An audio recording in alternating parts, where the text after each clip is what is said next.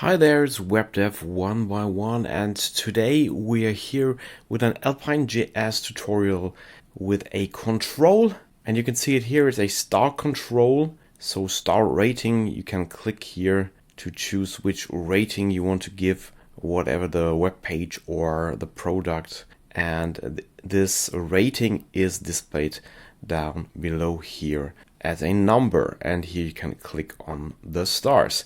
So how is that implemented? It is implemented with Alpine.js, a lightweight framework. I will show you how easy it is and how lightweight it is to implement that control with Alpine.js. So let's go to the code. So here we have it. It's just an index HTML, so just an HTML page. You don't have to use any build step to use that, just HTML. And the only thing you need is this script tag here that is importing Alpine.js from a CDN. You can also host it yourself on your own server, but important is the defer here.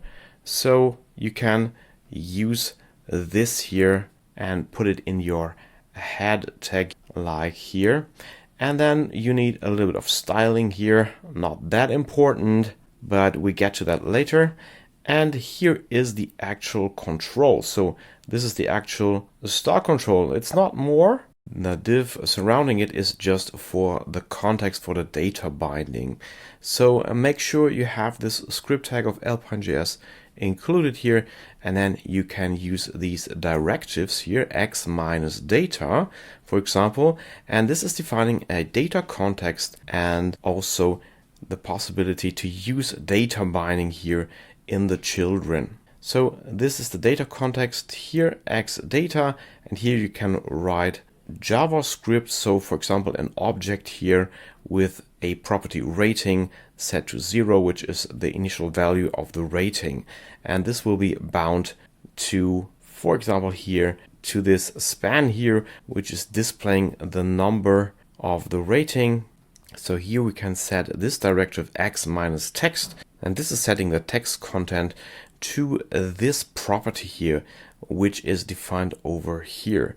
So here we set the context, this object here, and here we can refer to this context here, to this rating property, and just put it in x minus text, and the rating, the current rating, will be updated here. So whenever the rating property is changed here in the data context, then this is also updated here. And we can see that in the browser. If I change the rating here, if I click on any star here, you can see that this text here is also updated to the current rating. Okay, so how is this update done? We have this button here, which contains a star. This is a Unicode star, just simply insert it here. So no need for an SVG or something like that. I think this Unicode star is enough for this star rating here. But here we only have one button, so how can we get the 5 buttons? This is done with this template here. So template and then this x4 directive, which is kind of a for loop in Alpine.js. So star is the index, and star in 5 means this is going from 1 to 5. So star will be 1 in the first iteration and 2 in the second, and so on until it reaches 5. So we have our 5-star rating with a button. So each star is a button so that we can control the focus and the clicking also with a keyboard. So it's for accessibility. So let's see that. We can tap here and shift tap through the stars, and then we can use enter to set the rating. So this is done by the button. The browser implementation of button is doing that for us. No need to do anything additionally. Okay, so this is creating 5 buttons here, and we use this star here as an index, and this index is going from 1 to 5. And then whenever a button is clicked, rating, meaning this data context property rating is set to star. So if I press on the second button, this is set to 2. If I press on the fifth button, this is set to 5.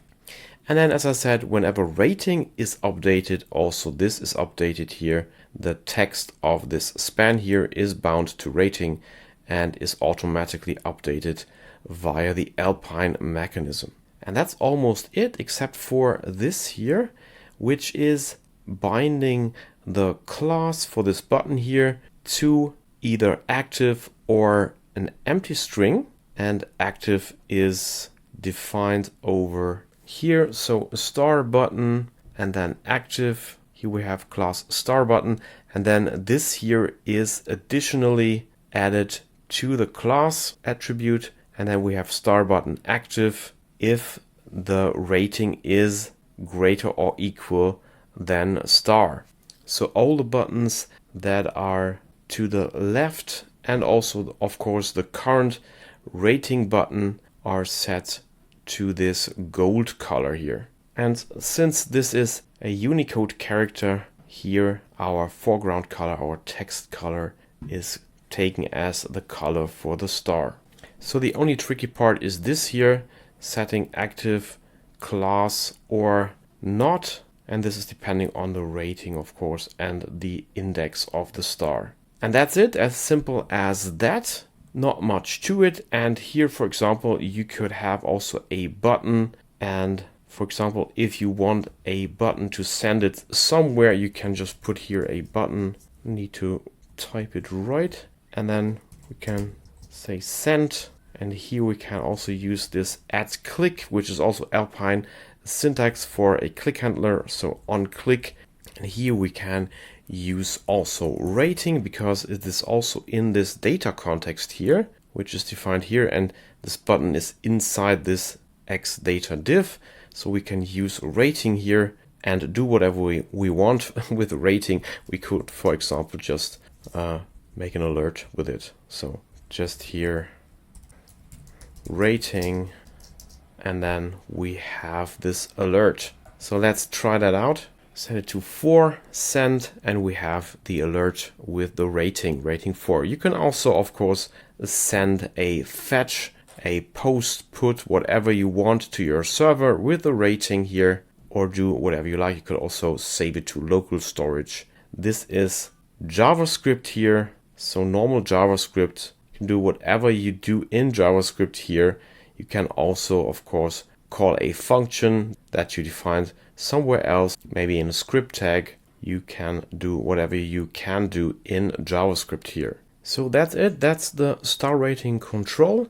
If you like that video and also if you want to dive deeper into Alpine.js, then please check out my other videos about Alpine and also check out my course. It is linked in the video description here. I have a Udemy course about Alpine.js, a masterclass where you learn all the basics, of course, and also the advanced functionalities, advanced directives, everything you need to know about using Alpine in your page or in your web app. So if you liked that video, leave a like and a subscribe to the channel.